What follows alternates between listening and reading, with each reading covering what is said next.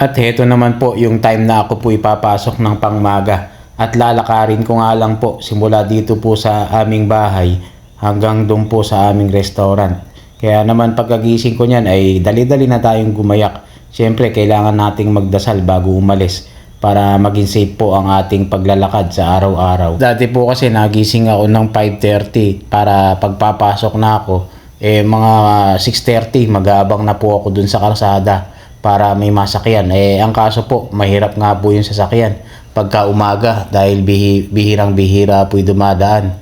Kaya po ang naisipan ko na lang po maglakad. At dito na naman po ulit tayo nadaan sa may shortcut dito po sa parang gubat po na to. Para paglabas po ulit dyan andun na nga po sa highway. Dahil nga po kung doon tayo dadaan sa may mismong karsada medyo malayo po. Kaya dito nga po ako nadaan na shortcut na paulit-ulit. At pagdating ko nga po dyan eto, simula na po dito sa pinagtatambayan ko paakyat na po yan. Pero hindi pa naman po matarik or mataas. Kumbaga sakto lang po hanggang sa paakyat na po ng paakyat yan hanggang sa medyo mataas na po. At dito nga po yung pinost ko kahapon na may nakita ko ng mga kambing na marami na pwede naman pong hulihin yun, kaya lang dapat daw mga lalaki dahil bawal yung babae. Mga wild po ng mga kambing yung mga nandito po. Pero kung may freezer lang ako na malaki sigurado manguhuli ko rito. Ang kaso wala wala akong paglalagyan maliit lang freezer sa bahay At dito ko nga po nakita sa area na to ang mga kambing sa daan na akyat baba po. Lalakad tayo, tingnan nyo, ang daming kambing.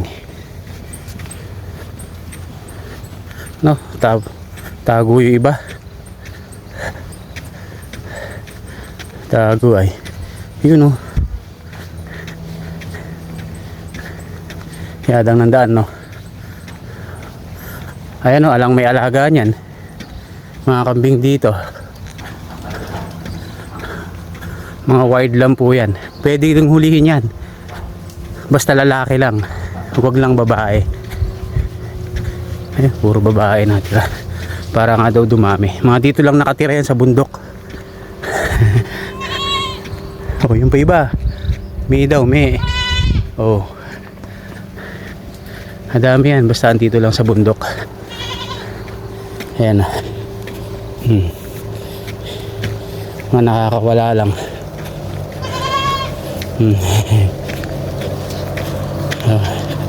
Yung mga meh.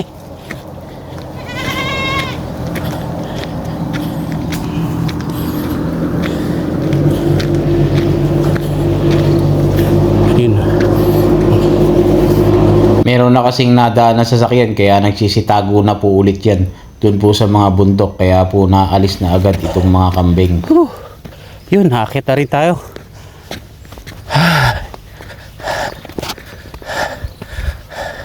O, pababa naman tayo ngayon mga bossing. Yun. Nasa gitna tayo ng John Dock. Yun, dun tayo galing yan. Pababa naman. Kung may pakyat, may pababa. Di wow. Wonderful place. Mashallah, mashallah. Ganda ng view oh.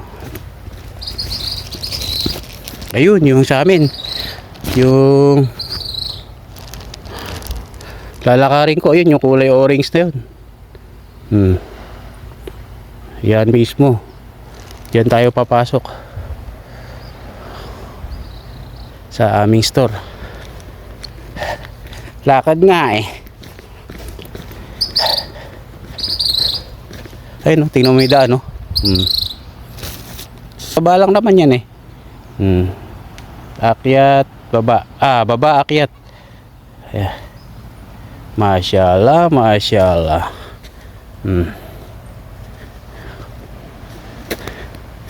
Nice, nice.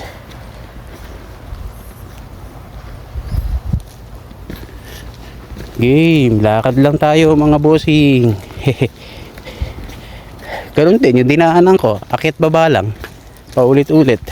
Exercise nga Kaya nga nagising tayo ng maaga para maaga rin makapasok Doon na lang ako mapahinga sa store. Mashallah, mashallah. Tapos na sa paakyat pababa naman. Parang parang buhay. Sigsag. Ganyan sa ating buhay eh. Lakad lang tayo ng lakad. Basta tuloy-tuloy lang tayo. Huwag tayong susuko. Minsan aakyat, minsan bababa. Ang importante tuloy-tuloy tayo. Lumalaban sa buhay.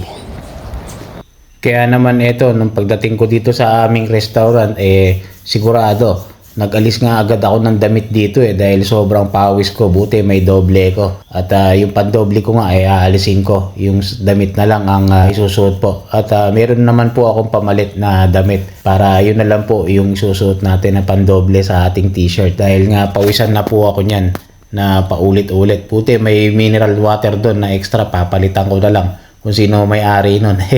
Unlimited naman po ang mineral water po din sa amin Pero pagka binili niyo po sa labas yung ganyang kalaki sa bote na iniinom ko, $2 po ang presyo niya. Kaya naman pagdating ko nga po dito sa aming restaurant, ito, magpapahinga muna tayo ng konti. Pero kung lalakarin ko nga po ng tuloy-tuloy yun, nasa 45 minutes po ang oras bago po makarating sa store. Pero dahil binlog natin, 1 oras mahigit.